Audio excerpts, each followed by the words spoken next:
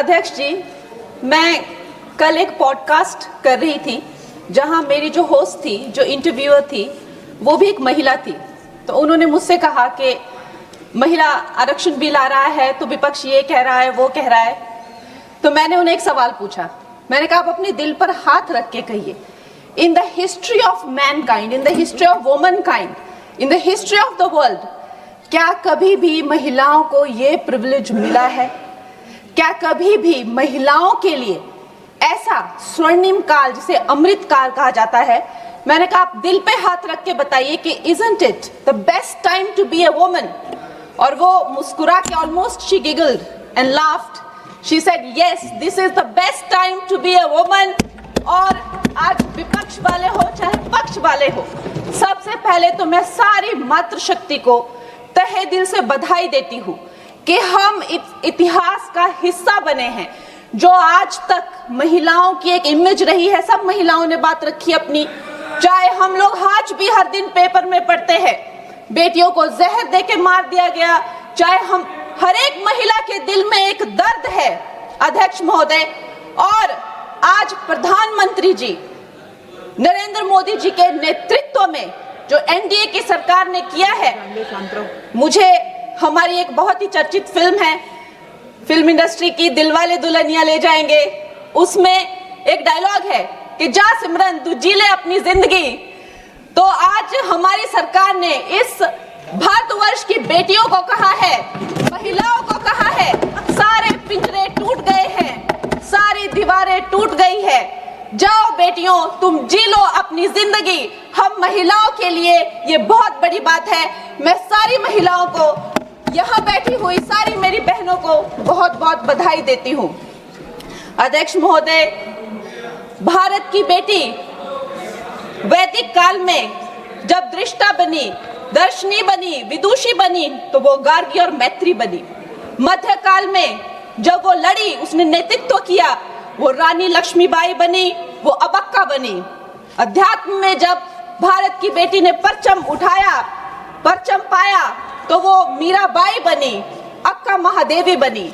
आज भी हमारे भारत की बेटियां जो है हर क्षेत्र में, चाहे वो डिफेंस हो, चाहे वो स्पोर्ट्स हो, फिल्म इंडस्ट्री हो, चाहे वो मंगल मिशन हो, कोई भी ऐसा क्षेत्र नहीं है जिसमें वो भारत का नाम ऊंचा नहीं कर रही हो।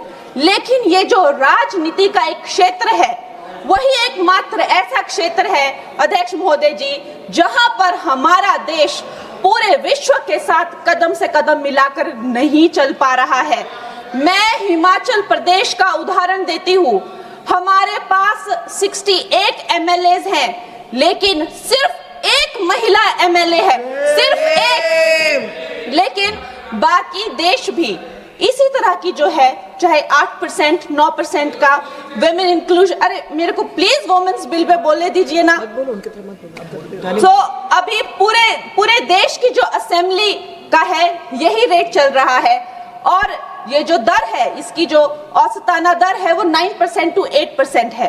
लोकसभा में जबकि हमें 13% तक पहुंचे हैं, लेकिन ये वैश्विक दर दूर दूर तक कहीं वो वैश्विक दर के नजदीक नहीं है।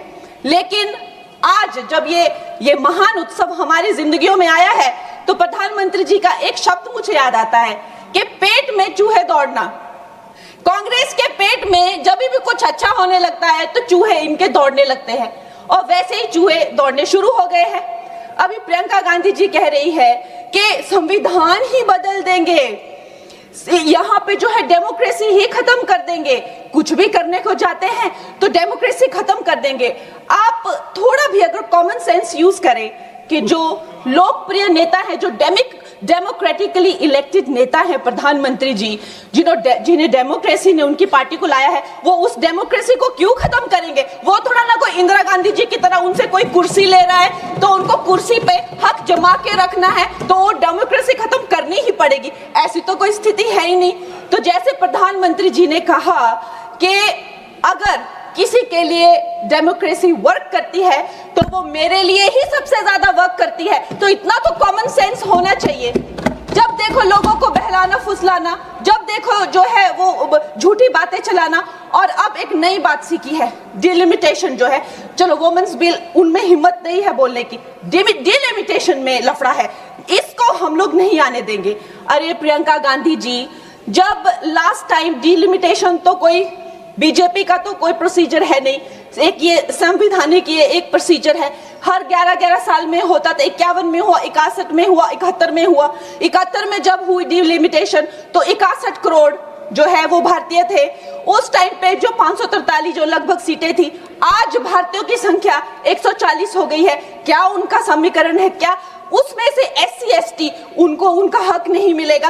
SC ST में भी 1/3 हक महिलाओं, उनकी क्या संख्या है, उनकी क्या सीट आएगी? ये सारी कैलकुलेशन किस तरह से आप रिजर्वेशन देंगे? 140 करोड़ जो अब महिलाएं हैं तो they should not be accounted for. इस तरह की ये बहकी बातें कर रहे हैं। अभी मेरी बहुत अच्छी मित्र है यहाँ जून TMC की जो MP हैं, उन्होंने कहा कि 33% रिजर्वेशन क्यों दे रहे हो, 85% दे दो। अरे आप थोड़ा तो कॉमन सेंस यूज करिए। अगर आप जो है 33% दे रहे हैं, लेकिन जो बाकी सीट्स है उन किसी भी सीट पे वो ओपन सीट्स है, वो महिलाओं को लड़ना जो है उस पे कोई भी किसी तरह का बैन नहीं है। 14% हम ऑलरेडी पहुंच गए हैं। तो जून जी, मैं आपको ये कहना चाहूंगी कि लगभग 50% से ज्यादा महिलाओं का पार्टिसिपेशन होगा इस महिला बिल के बाद। तो अध्यक्ष महोदय जी, सोनिया गांधी जी कहती हैं कि इनको इतनी जल्दी क्यों है, ये महिला बिल इतना जल्दी में क्यों लाते हैं? तो आपकी तरह होना चाहिए था कि 30 साल जो है आपने इस बिल को लटका के रखा। अवश्य मैं इस बात से अग्री करती हूँ कि प्रधानमंत्री जी जो है महिलाओं को न्याय दिलाने के लिए जल्दी में है, क्योंकि जो काम 60 साल में नहीं हुए वो उन्होंने 10 साल में ही करके दिखा दिए।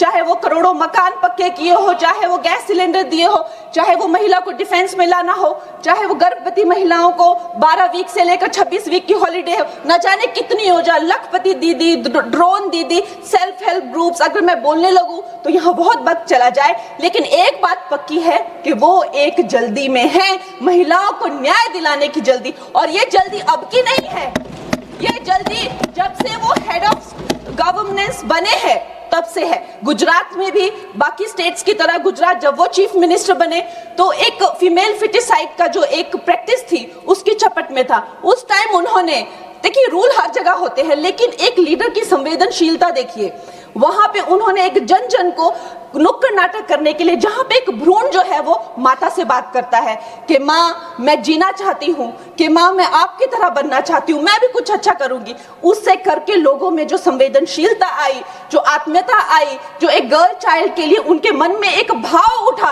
उसके करके आप देखिए इंडिपेंडेंट इंडिया की हिस्ट्री में 1000 मेल चाइल्ड पर पहली बार 1020 फीमेल चाइल्ड हुए हैं। ये प्रधानमंत्री जी की कमिटमेंट है फॉर गर्ल चाइल्ड। लेकिन इन लोगों को जो है इस बात का दुख होता है। अध्यक्ष महोदय जी, मैं आपसे ज्यादा अध्यक्ष महोदय जी, मैं ये बात आपके संज्ञान में लाना चाहती हूँ कि एक तरफ तो प्रधानमंत्री जी की नीति है और दूसरी तरफ जो है वो है कांग्रेस के लोग, विपक्ष के लोग आप कह लीजिए। MLA फूल सिंह जी ने इसी जनवरी में कहा कि अगर महिलाएं आकर्षक होंगी तो रेप तो होंगे ही। सोचिए, ये इनकी मानसिकता है। TMC के MP तपस पाल ने कहा, I will let loose my men to rape your women। ये इनकी मानसिकता है महिलाओं के लिए। मुलायम सिंह यादव जी ने कहा था, आज धर्मेंद्र यादव जी कह रहे थे ना कि हम फेमिनिस्ट हैं, उन्होंने कहा था कि अगर ये बिल आएगा तो सिर्फ जो अर्बन महिलाएं हैं वही पार्लियामेंट में आएगी और उसके करके जो है सीटियां और तालियां बजाने की जैसे जो है पुरुष काम करेंगे, उनको कौन संभालेगा? ऐसी इनकी मानसिकता है बेटियों के लिए।